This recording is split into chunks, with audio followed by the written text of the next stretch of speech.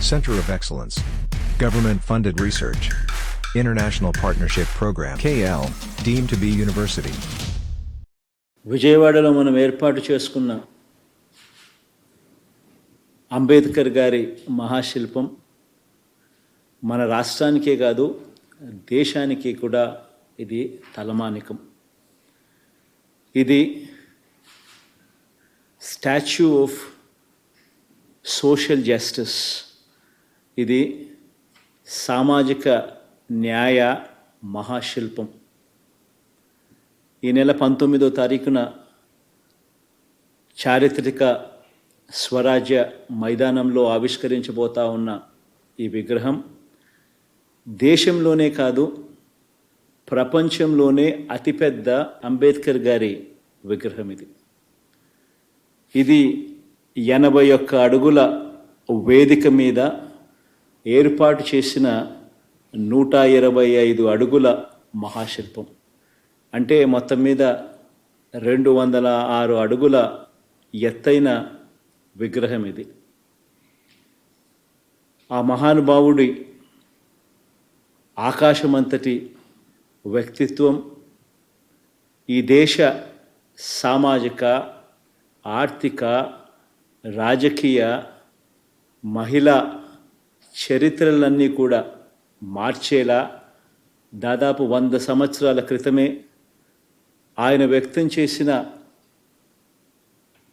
భావాలు కలకాలం కూడా మన దేశాన్ని ప్రభావితం చేస్తూనే ఖచ్చితంగా ఉంటాయి.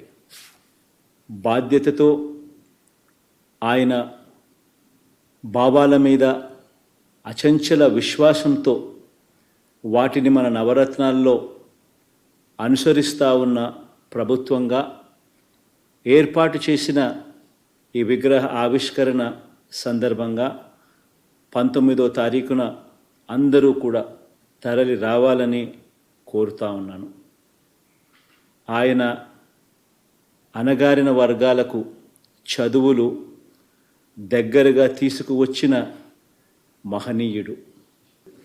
ఆయన అంటరానితనం మీద, ఆధిపత్య భావజాలం మీద తిరుగుబాటు చేసిన ఓ మహానుభావుడు.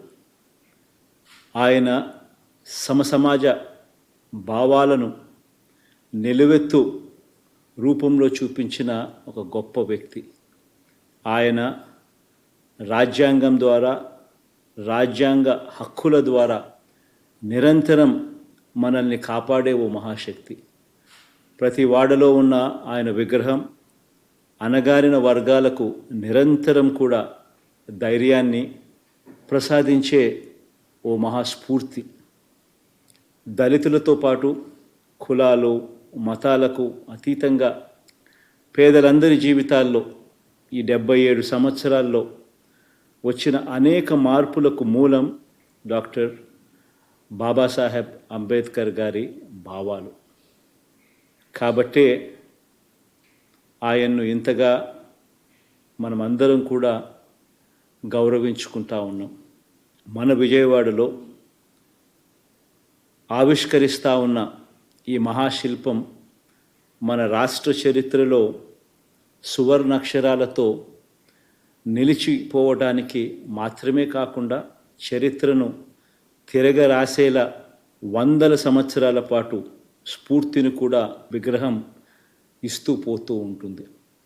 ఇది మన సమాజ గతిని సమతా భావాల వైపు మరల్చడానికి, సంఘ సంస్కరణకు, పెత్తందారి భావాల మీద తిరుగుబాటుకు, రాజ్యాధికారంలో పేదల స్థానాన్ని సుస్థిరం చేసేందుకు నిరంతరం స్ఫూర్తి ఇస్తుందని విశ్వసిస్తున్నాను.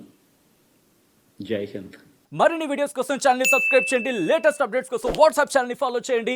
అండ్ లింక్ డిస్క్రిప్షన్ లో ఉంది.